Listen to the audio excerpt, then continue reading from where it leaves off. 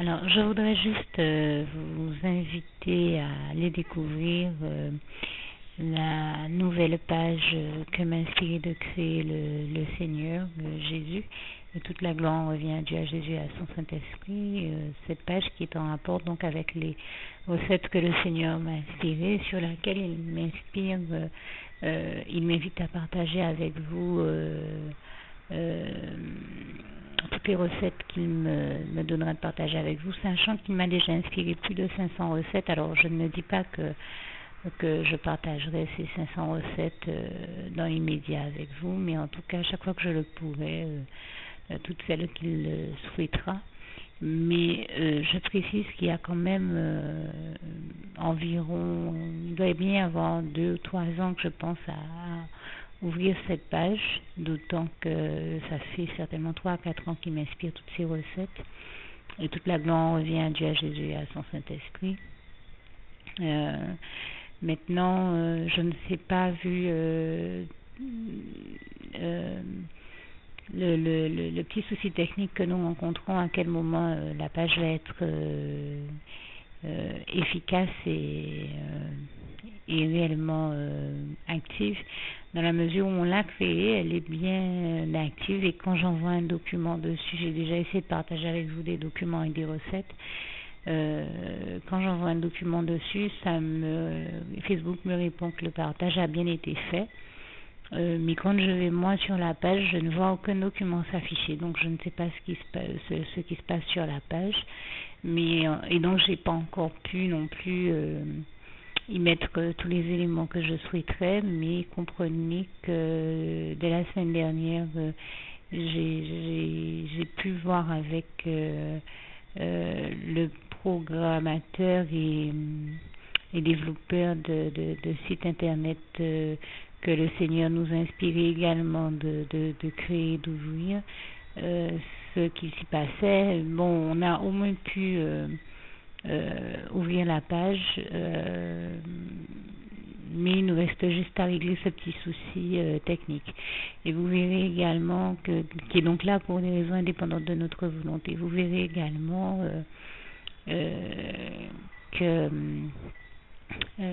Facebook donne comme date de création, alors que nous sommes parvenus à ouvrir la page la semaine dernière, environ à la date du 14 ou 15 mai 2014, mais en réalité vous verrez que Facebook donne comme date de création quelque chose comme une date du mois de décembre 2013, et c'est logique parce que en décembre 2013 j'essayais déjà d'ouvrir la page par mes propres moyens, je n'y parvenais tout simplement pas, et même bien avant, comme je vous dis, ça doit bien faire 2 à 3 ans que j'ai à cœur d'ouvrir une autre page au nom des délices de l'Éternel, puisque c'est le nom du recueil de recettes, de 500 recettes au moins, qui m'a inspiré. Alors je ne sais pas quelle quantité exacte de recettes je vais pouvoir partager avec vous. Je préfère ne pas vous dire que je partagerai tant ou tant avec vous, puisque même dans ces 500 recettes, je sais qu'il y aura une sélection qui sera faite, mais bon, chaque fois que j'en aurai la possibilité et l'occasion, dans la mesure où, soyons très clairs, je gère plusieurs pages à la fois, je ne pourrai vous donner qu'une partie de ces recettes chaque fois que cela me sera possible, vu toutes mes activités, toutes les autres activités que j'ai à côté dans ma vie, et tout ce que j'ai à gérer, sans compter les autres pages que je gère, dont mes 2 pages principales. Il y a l'oiseau du ciel que vous connaissez, la page des oiseaux du ciel, et aussi la page Kyria Vision, qui est une page où je partage avec tous ceux qui le souhaitent des documents en rapport avec les loisirs créatifs, dont je suis également une passionnée, en plus de la cuisine et de la peinture, de la musique et de tout ce qui est art et culture de manière générale. Et toute la gloire revient à Dieu, à Jésus et à son Saint-Esprit, qui m'a inspiré en ce sens. Donc bien sûr, mais sur cette page les délices de l'Éternel, vous retrouverez des recettes, mais aussi donc peut-être des éléments en rapport avec tout ce que je viens de citer, et également des pensées intéressantes à méditer, et surtout des passages de la parole de Dieu et tout ce qui m'inspirera d'autres de partager avec vous. Et donc, je tenais simplement vous inviter à venir découvrir cette page, bien sûr, dès qu'elle sera active et en action. Et à partager, bien sûr, aussi avec moi toutes les recettes et autres éléments du même type que ce que j'ai cité, tout ce que Dieu vous mettra à cœur de partager avec moi, ainsi que vos suggestions, vos appréciations, dès qu'il sera possible de le faire, et à cliquer sur le j'aime de cette page afin de m'y rejoindre par là également. J'invite vivement tous mes contacts à le faire. Et je vous dis donc à tous que Dieu vous bénisse tous abondamment, puissamment, richement. Et je termine avec le souhait de mon cœur pour vous, Philippiens 4, verset 7. Que la paix de Dieu qui surpasse toute intelligence garde vos cœurs et vos pensées en Jésus-Christ. À bientôt. Juste une petite précision pour tous ceux qui ne sont pas encore, qui n'ont pas encore choisi la meilleure des options qui soit, qui est celle d'aller se placer, de faire le choix à soi-même, d'aller se placer dans les bras d'amour de Jésus-Christ, pour se mettre à l'abri de ce monde cruel. Eh bien, je partage avec vous la prière par le biais de laquelle on y accède. Et commence par vous rappeler également ce passage de Jean 14 verset 6 où il est écrit que Jésus-Christ est le chemin, la vérité et la vie. Nul ne vient au Père, Dieu, sans passer par le Fils Jésus-Christ, bien sûr. Je le dis à ma manière, vous regarderez comme il est actuellement écrit dans vos Bibles là encore.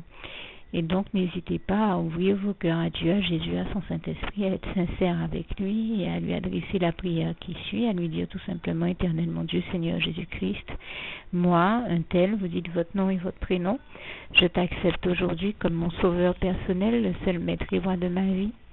Je remets toute ma vie entre tes mains puisqu'elle t'appartient éternellement Dieu, puisque tu l'as créée cette vie, donc tu en es donc le seul maître et propriétaire comme de tout ce qui existe dans tout l'univers. Je remets donc toute ma vie entre tes mains, je te la donne.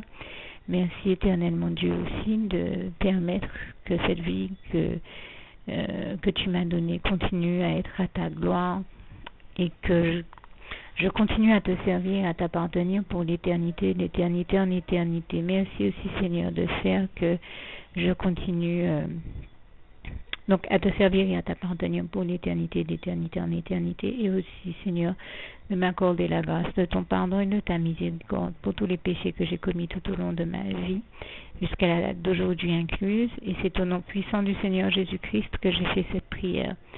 Et à vous tous qui avez fait cette prière, je vous dis que Dieu vous bénisse abondamment, puissamment, richement, et surtout n'hésitez pas à la partager avec tous vos proches et contacts, amis, membres de vos familles, collègues, bien-aimés, tous ceux que vous aimez, et surtout tous ceux à qui Dieu vous mettra à cœur, avec qui Dieu vous mettra à cœur de la partager.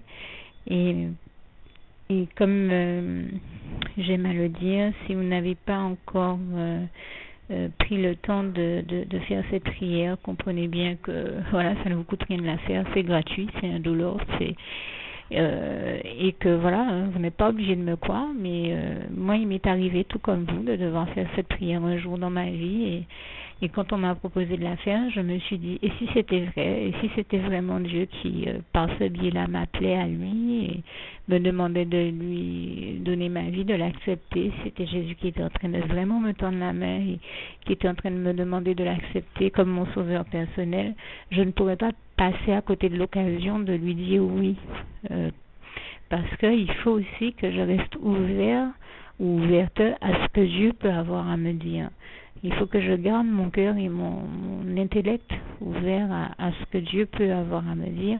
Donc je me suis dit, je ne peux pas courir le risque de passer à côté de mon éternité, de passer à côté des meilleures choses de la vie, surtout si le maître et créateur de la vie m'appelle et cherche à me sauver.